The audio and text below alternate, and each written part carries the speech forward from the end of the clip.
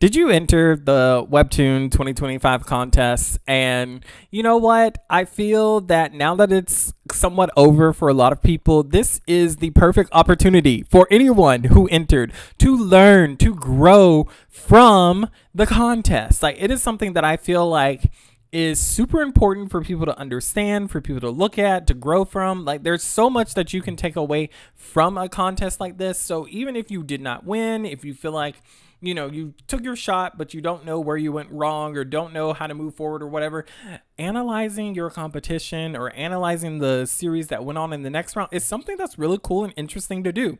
So that is what we're going to be looking at today. This is from Mac McCool, or at least that's what I think, if I'm reading it right. Like, I hope so. And this is someone who's on Reddit. The article will be linked, so if you're interested in reading it for yourself, go ahead and do that. But we're going to read it together. So let's check out what this person had to say. So, what can the shortlist of the Webtoon 2025 contest tell us? Here's my perfect analysis of it. Yes, we love a little sarcasm. Just kidding, it's not perfect, but it's free and detailed because there's quite a lot of info I'll break down in several posts over the coming days. So we're getting a multi-post. I love a multi-post. This takes me back to when we reviewed that editor who came out and said whatever they wanted to say about Webtoons and writing and all of that stuff. Super interesting. So this is part 1. Will I do part 2? Let's see how part 1 goes.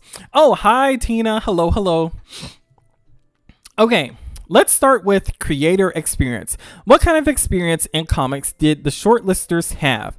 More than 2/3 of them, 27 shortlisters out of 40, had already published at least one Webtoon series before the contest.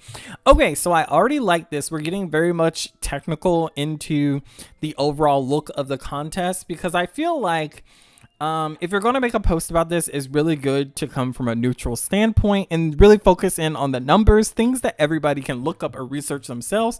So I like that that's where we're starting already.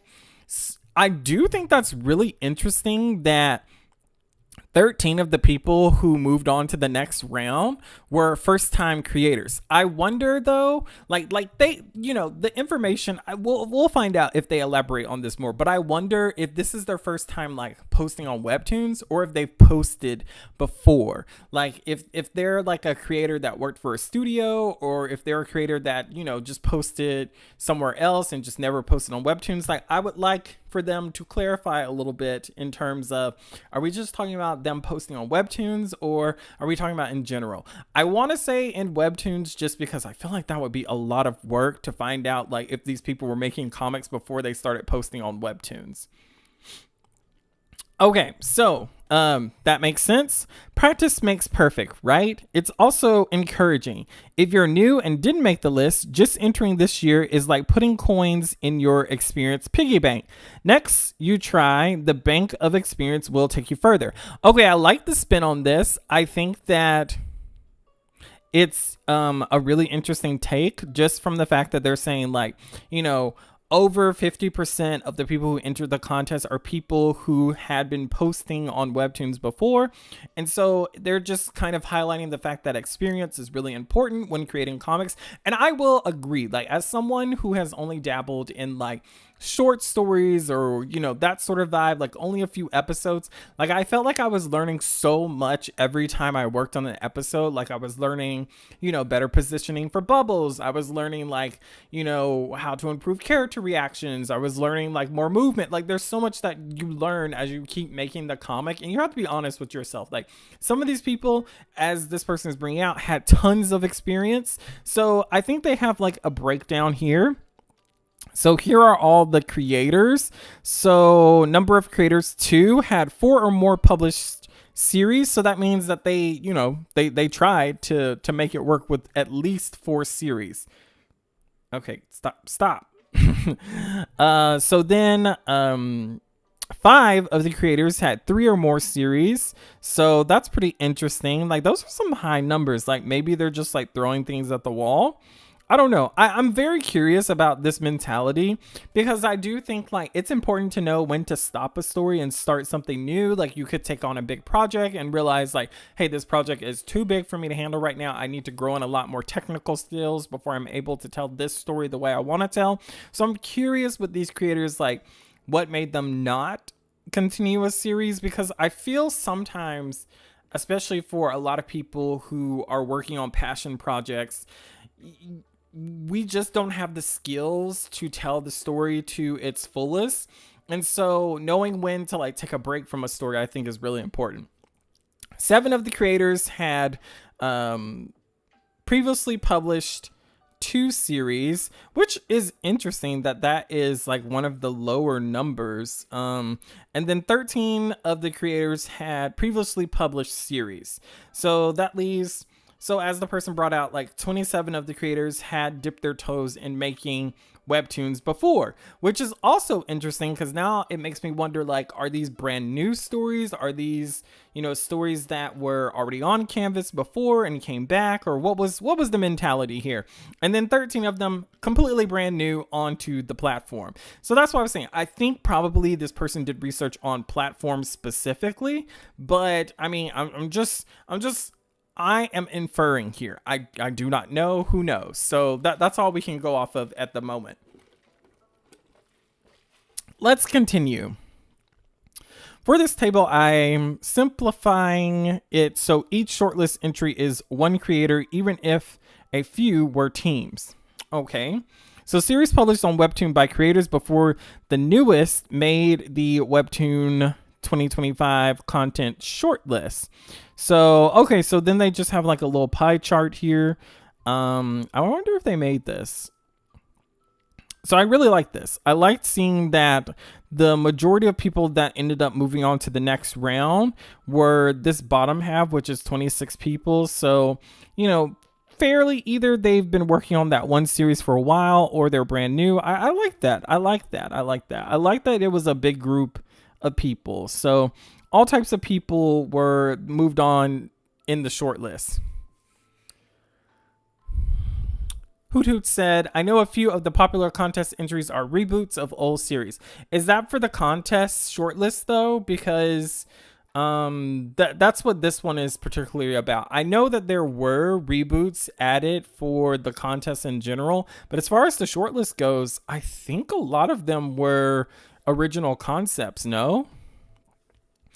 Okay, so then they have this broken out into our next question. How long have the contestants been making comics? Their Webtoon publishing history gives some clues, but it's an incomplete picture. So they're even admitting that, they don't have all the information. So they base this, it's relative. So take it with a grain of salt. Over 25 creators have been posting on Webtoon for more than a year, with one going as far back as 2017.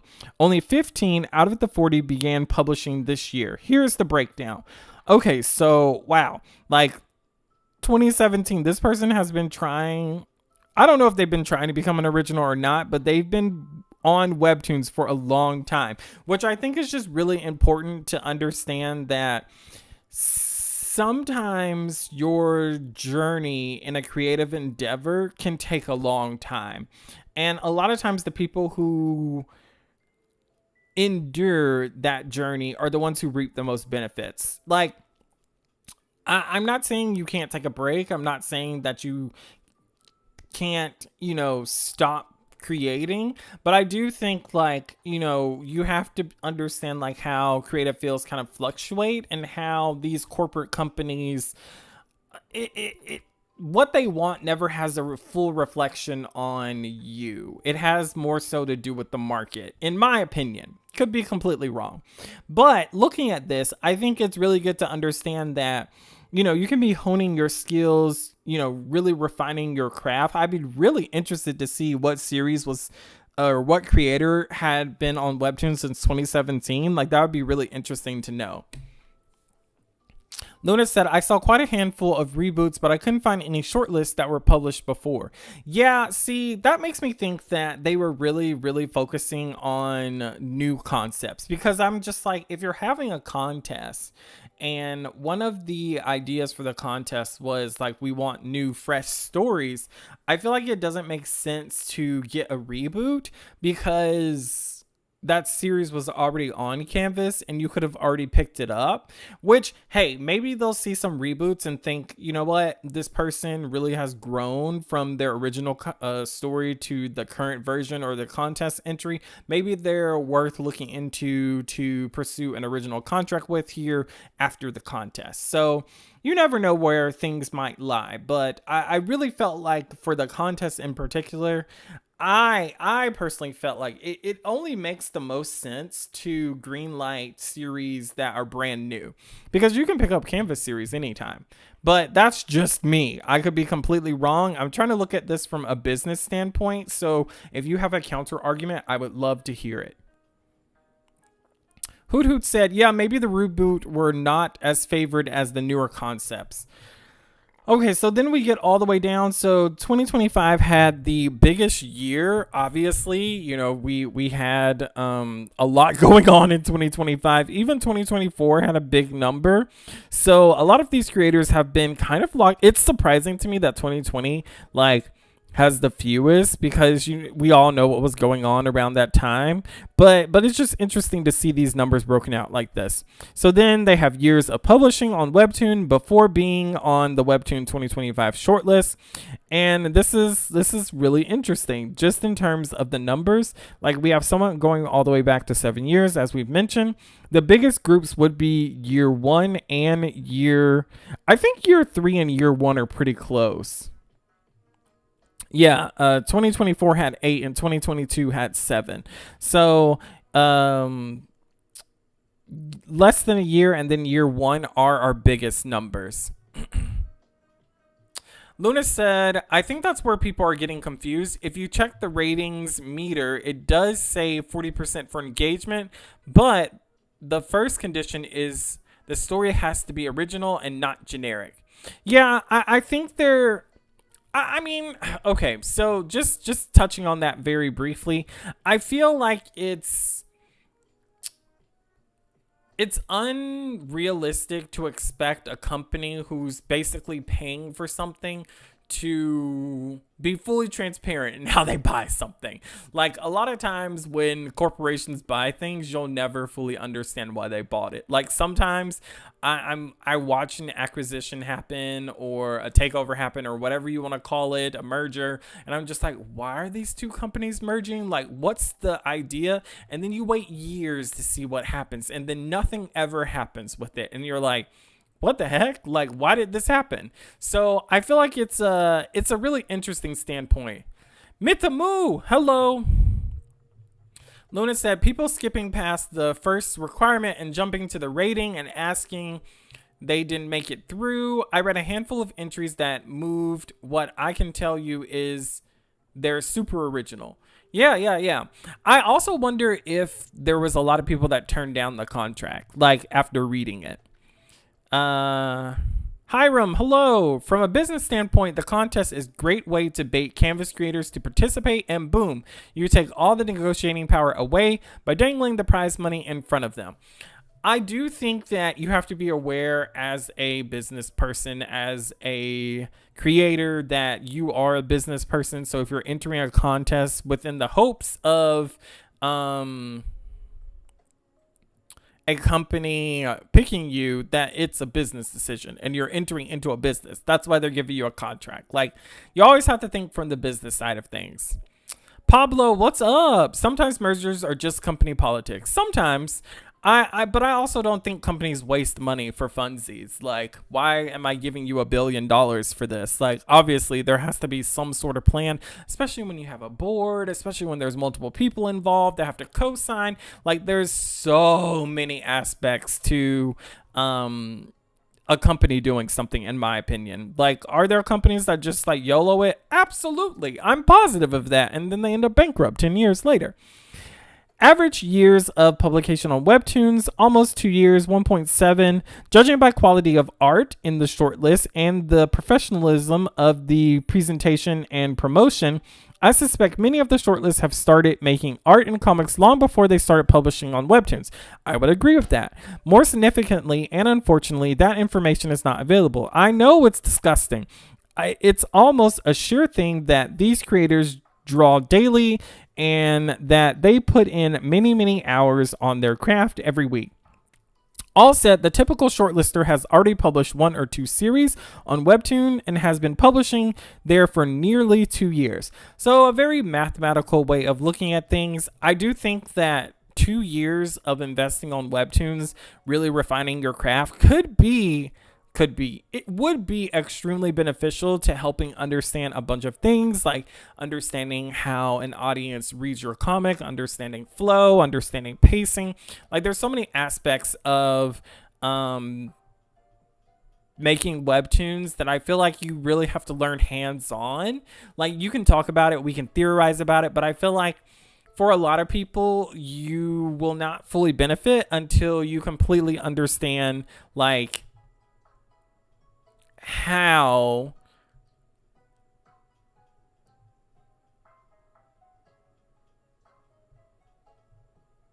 a Webtoon actually works. Hoot Hoot said, Shonen Jump regular hosts their contests to recruit new IPs too. Yeah, this is not a new thing. Like, I think contests in this sort of field, like book companies do this, like all types of people do this. Like, this is not a new concept, but it is an investment for the company. Like, the company is looking to make money from this, or they're trying to benefit in some way. Tax write-off, publicity, you know, whatever it might be. There's so many aspects to, I think, a contest like this that go beyond just the contest, just the winners, just, you know, trying to support the community. Like, does it do that? Absolutely. But can two things be true at once? 1000%. Luna said 100% people got offered contracts and turned it down. So that's a thing too. They can't say anything because of NDA.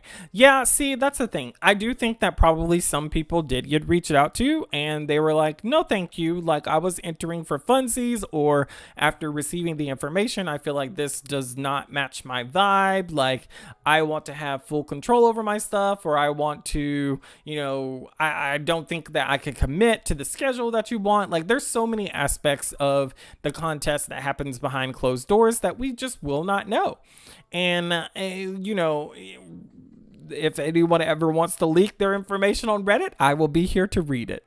Pablo said CEOs be having dirt on each other. They do, but also like CEOs are generally just figureheads in a lot of instances. Like for instance, the company that I work at, I feel like our CEO does nothing. Like he might do stuff, but I feel like if he was to like drop dead, like the company would continue to run and it wouldn't matter what was going on.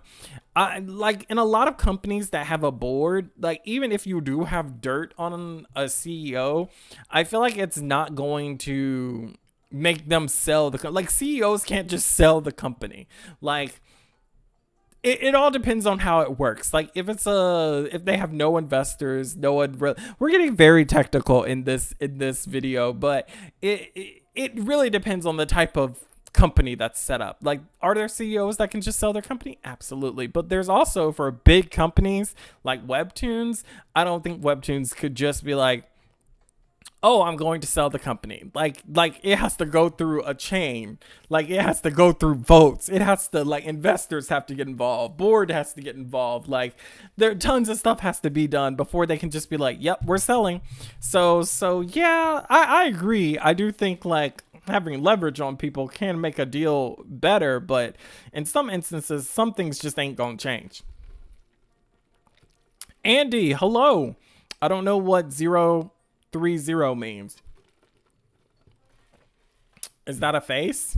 Oh, it's a face. I see it now. Luna said, and I think they also go after these babies / new creators because they're more I don't know what that word is. Revetive in their policies? Is that what it is? I think they can manipulate them into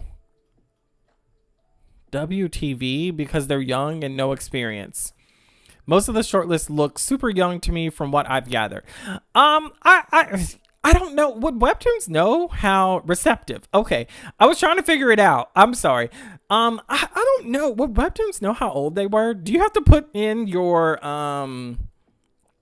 age to? Do you put in your age? Does Webtoons know how old I am? Does that happen? Oh, now I'm like, did I enter my age into this thing? Did I have to put my birth date in? Oh wait, I did have to put in my birth date because I can't like. What the heck? Now my brain's like, oh, they know how old I am. like in my mind, I'm over here like, yes, nobody has any information on me. That's how I like it. And then I'm like, oh yeah, I just gave that to Webtoons for free. Well, I guess Webtoons knows. Hi, Bean. Hi, Skits. Oh, Skits. Hello. I'm sorry. I'm so excited to see Skits. I haven't talked to Skits in forever. Skits, I miss you. Beans. Hello. Okay, Nero, thank you for all the translation. I appreciate it.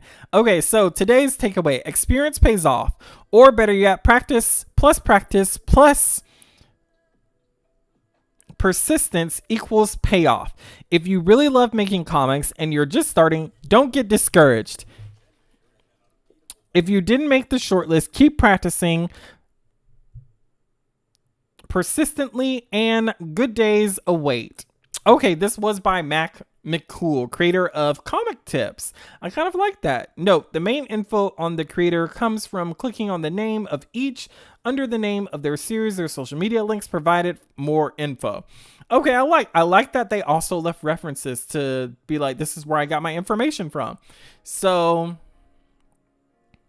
yeah. Of course you can find information from the creators on their socials, but it's a lot of times that I feel like people just like talk about these things without doing any sort of research or any sort of lead work to kind of understand like what's actually going on. So I think it's really, really important to, actually have somebody who's talking about the information talk about it in a way that can be beneficial to everyone. So I love it. Okay, let's look at a few of the information here. This person said, very cool breakdown. Other things that might be interesting to see: panel count breakdowns of the first episode. Did winners stick to the bare minimum or did they go beyond? Is that interesting? Would you guys want to know that? Would you guys want to know if the creators of the series were doing the bare minimum or if they were going beyond? Because I feel like what's more important is within, like, obviously we're going to assume that the first episode had 40 panels. I would think, were they able to tell a compelling story within the episode? Because in my mind, like, each episode is like a story in of itself. Like it's a little nugget of the story, and it has to be compelling enough to make the reader continue to read on. Sky Blue said yes. Interesting. Okay. Subscriber count breakdown / comment count breakdown, like count breakdown. Although since that keeps updating, it might be harder to find what they were when they were first shortlisted. I made a video on this that gave kind of the generic numbers. So person who left this comment, you can check out that video. Chapter count breakdown: did the winners post just 3 chapters or did most do more before the contest closed? Is that something that people want to know? Like do you think more chapters are important? Because I feel like, again, this is an instance where this could be very different. Like you could find maybe one that posted 3 episodes and then one that posted 5. So I'm just like, I don't know if that gives you any extra information other than the fact that, or if you're talking about statistically, was it more so Webtoons was picking episodes with the bare minimum? But then we would have to know if Webtoons was reading and looking for just the bare minimum of panels. Like, I'm really curious about that. Like we would have to have more information from Webtoons to make some of this information more useful, in my opinion, but I could be wrong. Like, let me know. Like, what do you guys think? Do you think that information like panel count breakdown, subscriber count social data analytic breakdown, chapter count breakdown, and then promotional chapter breakdowns. How many winners included an extra promotional chapter like character design or a collab?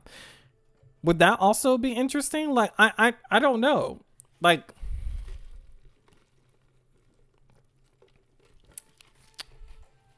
Tina said, I also feel like that'd be interesting to know, but ultimately not very useful too. I feel like it could be useful if there is a pattern that emerges. Like, if you read a couple of episodes and you notice like, oh, it's all lower count episodes, like nobody went like super beyond. Like, maybe you could be like, okay, Webtoons was really paying attention to panel count and really wanted a story told within 40 panels. Hi, Perry. I haven't gotten a chance to talk to you in a while. I hope you're doing well. Okay, let's look at the next comment. Oh, this is the person. I love their little icon. Super cute. Okay, so let's see what they said in response to this. Let's see if they're gonna break down the episode. Hi, you're so enthusiastic. Cool. I can already tell that I entered the numbers for the numbers of episode genre subs, like page views. I did that just a few hours after the announcement, mostly before any shortlisters posted their next episode. I wasn't planning on counting all the panels for all 40 entries. That's tons of work. Agreed. But I'm thinking of looking into the hooks and cliffhangers, maybe the story structure, so the analysis is not just all numbers, but some qualitative info as well. I don't know what that word means. I'm gonna have to look it up. But that's really interesting. I would, if they do have in one of their parts where they break down the numbers of episodes, the genres, subs, likes, page views, that would be interesting to see. So this person said, I wish someone would share their storytelling / writing tricks with us. Oh no, I gotta sneeze. Oh my good grief. I feel like my body just exploded. Oh my good grief. How do they come up with such good ideas, which totally are exciting and fit together? I mean, what do you guys think? I feel like there's tons of info on writing good stories. This person said, the best advice I can give is to not give up. I agree with this. To keep trying consistently, and perfecting takes time. I don't believe in perfection, so I would say refining takes time. So be patient with yourself. Always be patient with yourself. Like, everybody is on like a major journey. So please always question your ideas and think about what you could do better. Be objective, recognize your weaknesses. Yes. I feel like so many creators do not know what their weakness is when they're creating. Like, how do you not know? Like, have you not sat down and thought, like, what am I not doing well when I'm writing? Like you really have to be critical of your own stories to improve. Like, what the heck? Like, come on now. Read a lot of authors from different genres that catch your attention and learn from their way of telling stories. Okay, this is super important. I feel that we all limit ourselves to probably only consuming things that we're super interested in. So I love the fact that this person is talking about, consuming different genres, because that makes a huge difference. Like, you want to learn how to write good dialogue, read a really good romance story, like where the characters are like fully fleshed out. Like, the dialogue generally in that is just too good. So I'm just saying, like, you gotta expand your mind and go beyond just your info. May said, Webtoon did start a new creator collab. It was advertised on their IG as well as Webtoon Contest honorable mentions, which makes me wonder if they had promoted creator collab anywhere else. Not that I've seen. I saw a newsletter about it, but do you guys want me to read that newsletter? Like, it was so short that I was like, should I read this for documentation purposes or should I not? Like, I wouldn't have a lot to say about it, and I feel like it would be like a quick 10-minute video max. But I mean, if you guys want it, I will make it I will make it available for you. Skit said, I think the best stories come from your own experiences. If the story means something to you, it will to others.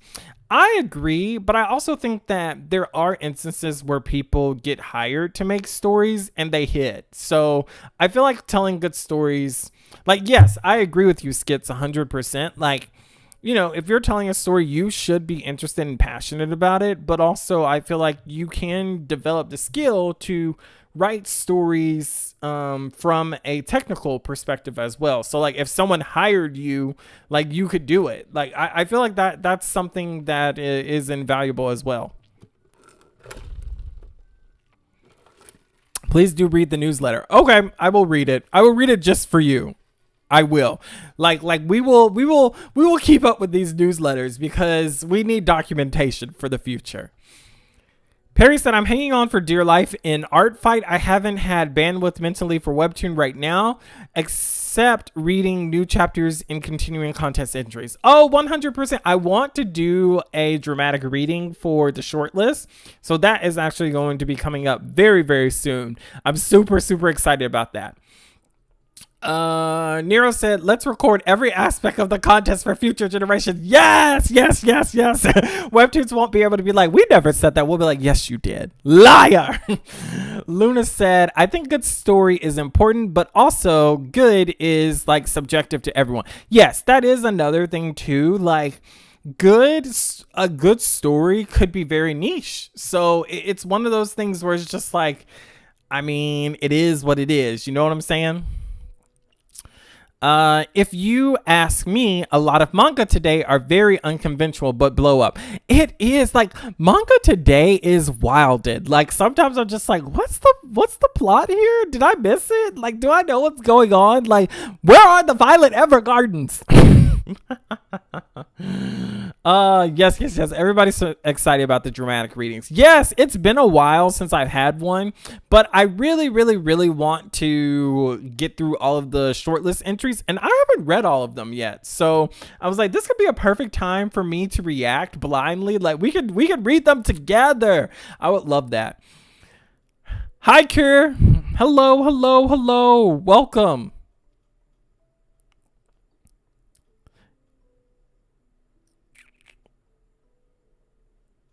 Okay. Lord, they like wrote a like paragraph. Like this is a lot. So let's continue to read through this. I'm just enjoying their take on this.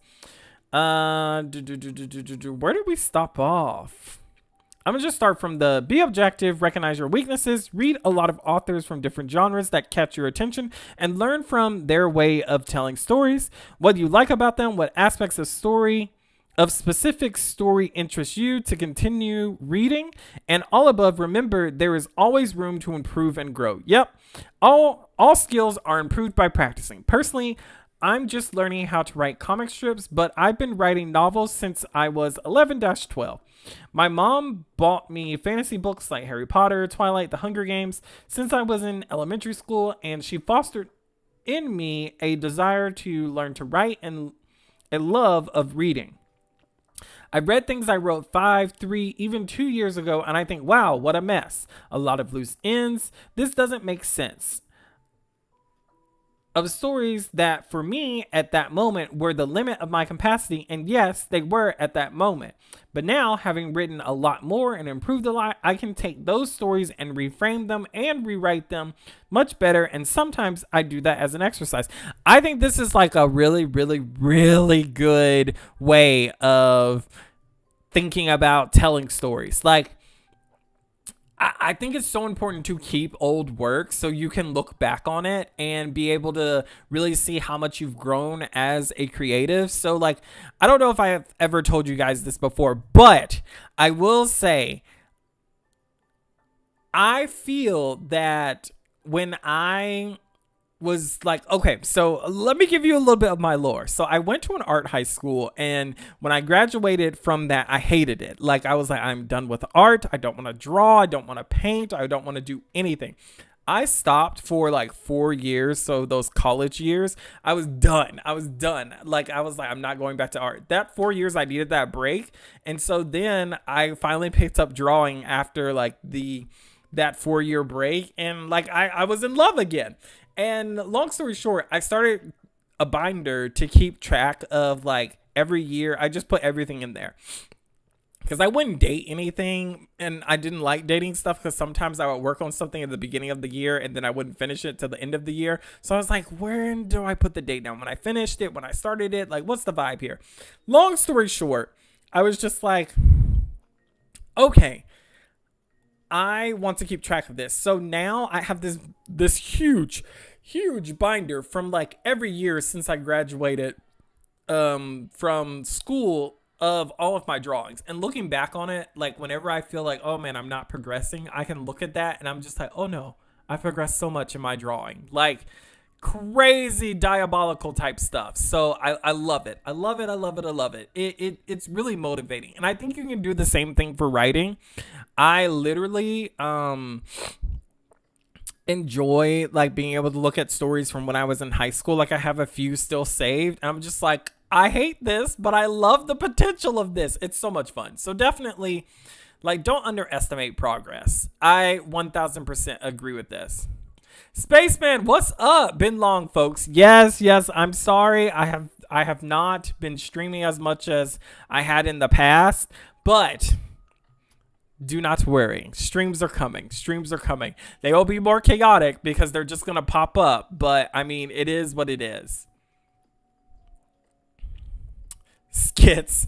I have to go back to work. No, Skits, don't leave us. Can't wait till you're famous, Apollo.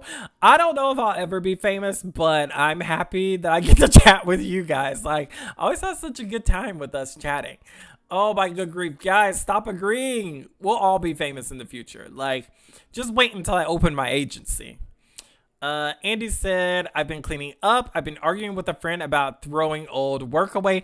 Andy, please send all your old work to me. I will take on that burden of keeping all of your old work. Like, I love your art style so much. Please send me all of your stuff. Like, I will take care of it, Andy.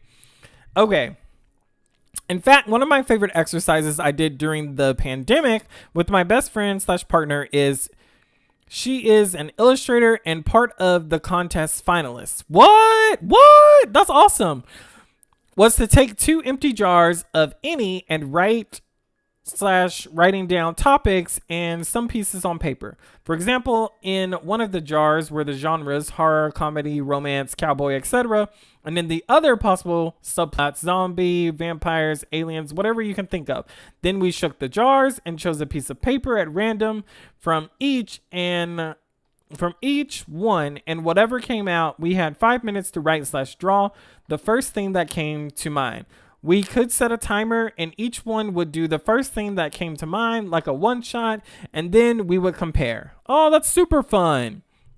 One of my favorites was, oh, should we do that? Like, we could do that. Like I would love to do that. Like, could we do that as a group assignment? Like, we could put like a bunch of random stuff on the wheel, and we could have 2 wheels, and then we could all do like some fun, like writing or drawing sort of games. Like, that would be so fun. We could do it in Discord. Yeah. And then everybody could participate. I would love that. Let's do it.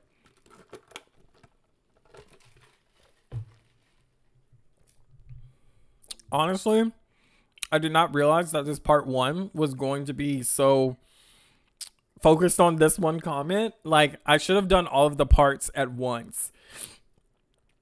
Okay. So they said one of my favorites was Zombie Mafia. She drew something like a family of gangsters being attacked by zombies, and I wrote something about a gangster family, but the leader was a zombie. It was a fun exercise to do and also helps release your creativity. I recommend it if you want to improve your way of turning ideas around. If you have friends to do it with, the better, because you'll also learn how multiple people can have the same topic and create something totally unique from it. Yes. I also think that it's possible for you both to have the same ideas. And I think people worry a lot about having the same idea as somebody, but like there's no need to worry. Are you? You have been summoned. Welcome, my friend. Welcome. We have missed you.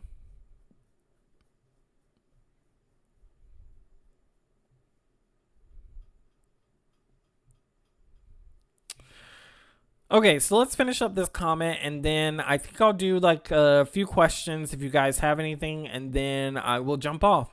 One last piece of advice would be to know your story slash characters. Focus on creating living characters with past, with personality, with ideas, tastes, ideas, and then take your story and dissect it down to the last detail.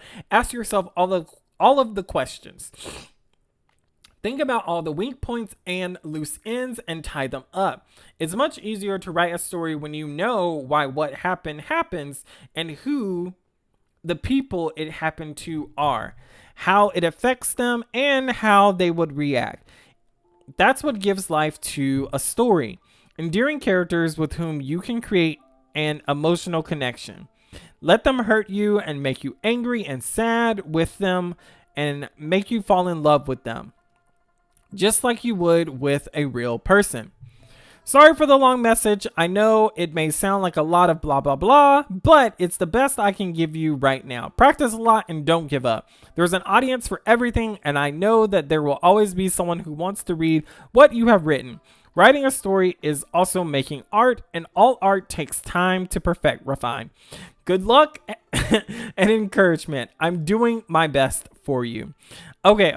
So I feel that. I enjoyed that a lot. I'm really happy with what they had to say. Do you guys think we should read part 2? Should we look at the rest of the analytics from Mac McCool? Or do you guys think that part 1 was enough? We could briefly peep what the other topics were. I would assume that we could just like look at their post. Yeah. Okay, so there's part 3. Okay, there's part 3. Where's part 2? Okay, part 2. Let's look at this really quick. Social media platforms. Oh, they have a social media breakdown for the creators. That's crazy. Okay, interesting. So a brief social media breakdown, and then what's part 4? Or part 3? I skipped it a few times. So this is solo creators versus teams, new versus existing series. Oh, so they have a breakdown for this too. That could also be interesting. I probably should have done all of this in one video. In hindsight, I'm like, I ended up yapping about something completely different. Yeah. Let's definitely check these out. I think that would be actually really interesting.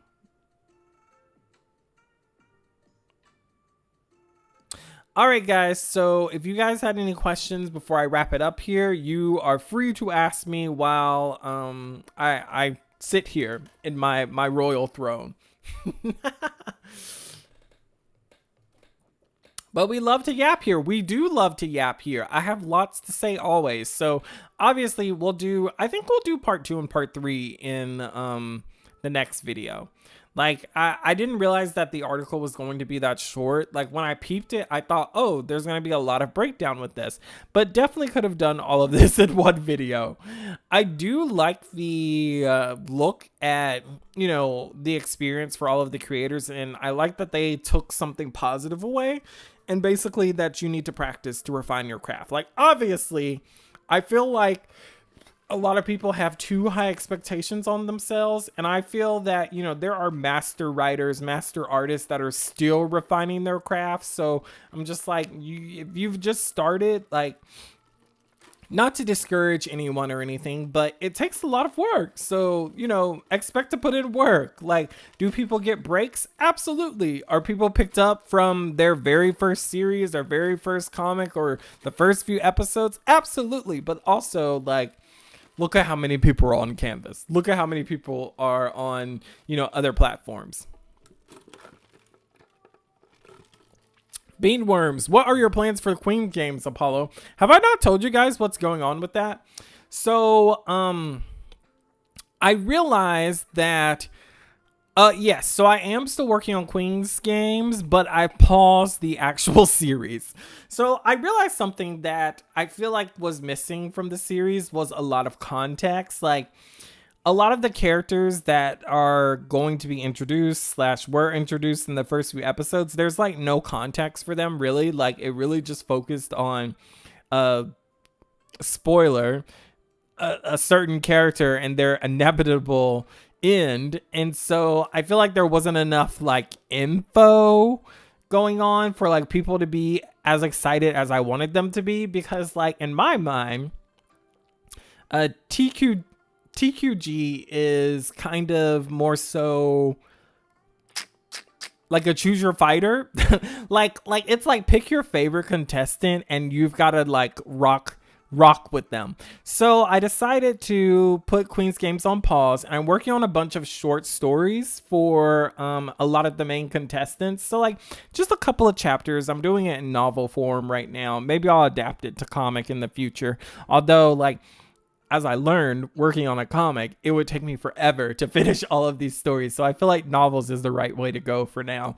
But anyway, I want people to be excited for the contestants. And like when you see like Mulani, or you see Venus, or you see, you know, any of the other characters in that huge cast, like I want people to be divided, and I want them to be rooting for whoever they're in love with, and then I want to snatch them away from them. So I've got to get you invested in them first. Like you cannot just be invested in Chelsea and Camilla. Like, are they the focus of the story? Absolutely. But I feel like there's so many other players in the story that you need to be excited for. So it's definitely one of those instances where I'm like, I'm taking a pause from that, and I'm actually writing Mulani's short story right now. Or, oh my good grief, I don't know why I keep saying that, but long story short, it's basically her origin story. So I'm working on that right now. I'm in a writing group, and it's super fun. So I'm trying to do a chapter a week. I'm hoping to finish the story in 12 chapters. Although I've written an epilogue now, so that would make it 13 chapters. And I feel like there's possibly going to be some other buffer chapters in there. But just a quick little peek.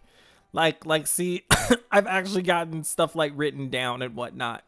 So there's a lot like involved in this that I'm trying to like figure out as I go, and a bunch of different feedback that I'm getting from people, and lots of like breakdowns. Everyone who got to see Queen's Games before knows that I love a Google Doc. So like I'm over here going crazy. Going completely insane crazy, and like actually have like a chapter done. Like that was a big accomplishment for me. I'm super excited about this, so I will keep you guys updated, but I'm hoping to finish this story before the end of the year. Like I think I can do it. Like I'm pretty proud of myself, if I do say so myself. That's all you get. No more. No more behind the curtain for now.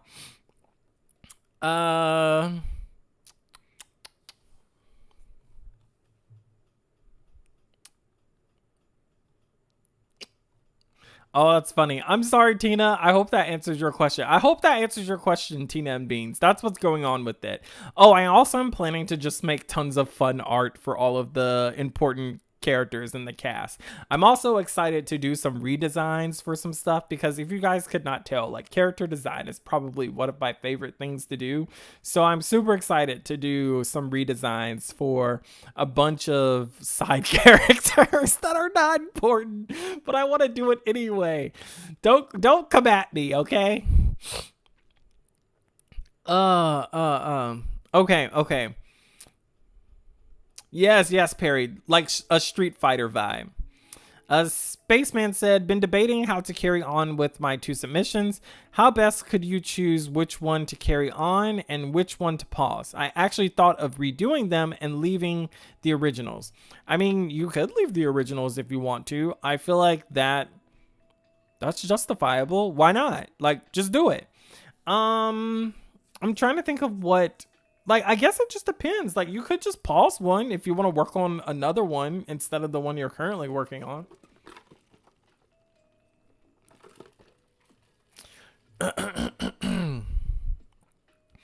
Well, no, like Luna, for some of the characters, it's not that I want to redesign some of the important characters. It's more so that I want to Like some characters who had generic outfits, I'm just like, ugh, I hate the fact that you're just wearing a dress. Like in K-pop Demon Hunters, all of the outfits were really cool, and I want to make some more cool outfits for side characters.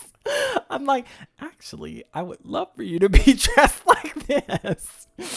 Oh, Andy said the next is audiobook. Oh yeah, I would love an audiobook. Like, guys, I 1000% would love to have an audiobook of my own stuff. Like that is the goal. Like a free audiobook to the world. Oh, maybe I'll make that a goal in the future. Now you got like my brain rolling. Andy said, let's close more apps. No, I feel like all of my like male characters in TQG all have like pretty much their skin showing. Like there's like only one male character that you guys did not see that is not basically naked. So I think we're good. I think we're good. I think we're good on the abs for the boys. Maybe some more abs for the ladies. Like I'd be down for that.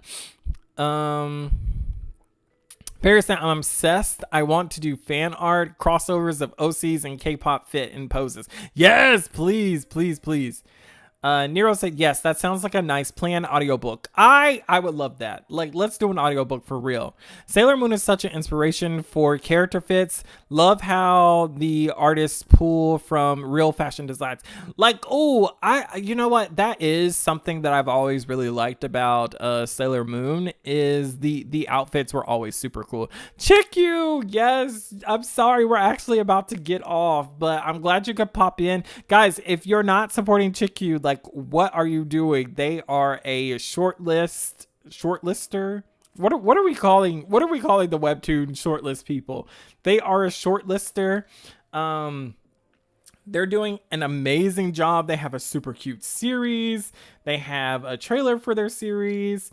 My mind is blanking on the name. Hold on. Let me pull it up.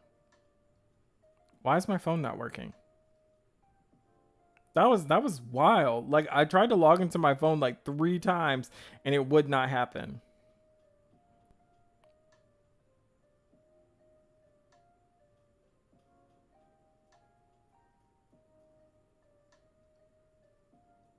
Cosmic Cubicles. Yes, yes, yes. Please go and read Cosmic Cubicles. Check it out. Like, make sure to give ChickU all of the support. Like, amp up the series. Like, please do it. Please, please, please, please, please. Like, do not delay. Like, you are on a mission now. You have a mission, and you must fulfill it. Support ChickU all the way. Aryu said, you can look into audio drama. They discover indie artists all the time. What is... I guess I'll have to look it up, for real. Sailor Moon was ahead of its time. Let's be honest. Let's be honest. You know, I thought what would actually be really fun in some like answering your question, Andy. What I thought would actually be really fun was I kind of wanted to replace all of the contestants in the series. Like there's a scene where the girls are like running, and there's a scene where like some of the girls are like talking and stuff. It's just like very generic, like princess looking characters. I was like, what if I replaced all of them with you guys, like your OCs? Like I felt like that would be really fun.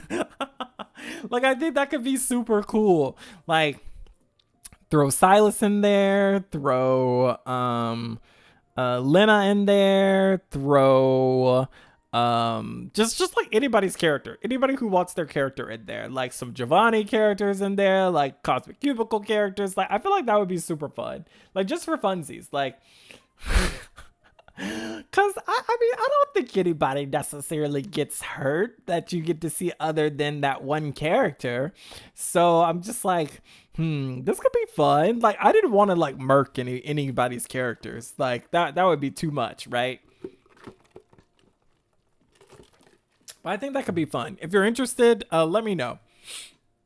I don't know if I'm going to be redrawing those panels anytime soon, but actually that would be kind of fun, to be honest. Maybe I should just make fan art. Oh, yes, Apollo Avengers event. I love that. Yes, Chick you, I'm actually planning to do some dramatic readings for the shortlisters. Like, that is the plan. Like, I just want to like read a bunch of the shortlist comics that won so that we can all have like a really good idea of like who we want to root for specifically, what stories are our favorites. Like, that's the vibe. Andy said, I'm pretty sure it's Raining Spears. It might be Raining Spears, but like you're not seeing anybody get like murked, okay? Like you're not seeing that. So like everybody could just be running and we'll just assume that they survived. Like Andy, why are you bringing the vibe down? Like stop bringing reality into this fight. Maybe it was all a dream. Wouldn't that be like the worst? Like you read episode 4 and it's like Raw waking up and being like, what happened? Oh my good grief. I love it. Okay, guys, I'm going to wrap it up here. Thanks so much for watching. Thank you for hanging out. It's been a lot of fun.